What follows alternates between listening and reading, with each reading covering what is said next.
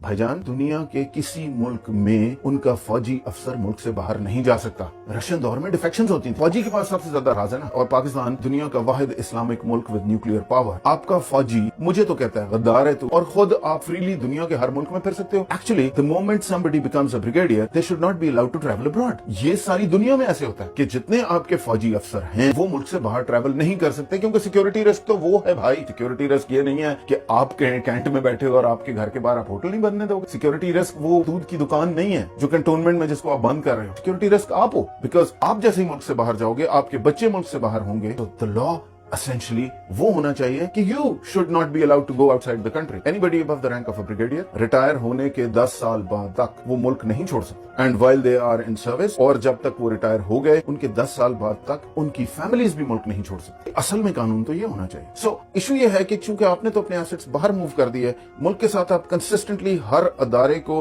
आप डेवलप नहीं होने देना चाहते, क्योंकि आपने उसको अक्वायर करना है। कोई जो लैंड वाली मैंने आपको मिसाल दी, हमारी जमीनें इसलिए नहीं चढ़ सकती थी उनकी कीमतें क्योंकि कल आपने लेनी थी, अदरवाइज अगर वो डेवलप कर जाती तो। अगर उस एसडीएम में अथॉरिटी होती तो वो उस वक्त एमपी वाले को कहते चल भाई तू कौन है, किस कानून के तहत यहाँ खड़ा है, और जो कि हो यहाँ पे कनाडा में तो यही हो। सो Why am I concerned about this? मैं क्यों कह रहा हूँ कि जी ये कर्नल ज़ामिन मेरा भाई है, क्योंकि मसला ये है कि आपने तो सारे एसेट्स उठा के चले जाना है इस मुल्क से अपने बच्चे लेके। इसकी कीमत कर्नल ज़ामिन ने देनी, इसकी कीमत मेजर कामरान ने देनी है, कैप्टन इमरान ने देनी, लांस नायक अब्दुल गफूर ने देनी। एस्टैब्लिशमेंट वो चीज है जिसके सामने ना अदालत की कोई हैसियत है, न किसी अदारे की कोई हैसियत, और उसका इंटरेस्ट है कि बाकी सब डेवलप ना हो। सो उसका इंटरेस्ट है कि मुल्क डेवलप ना हो।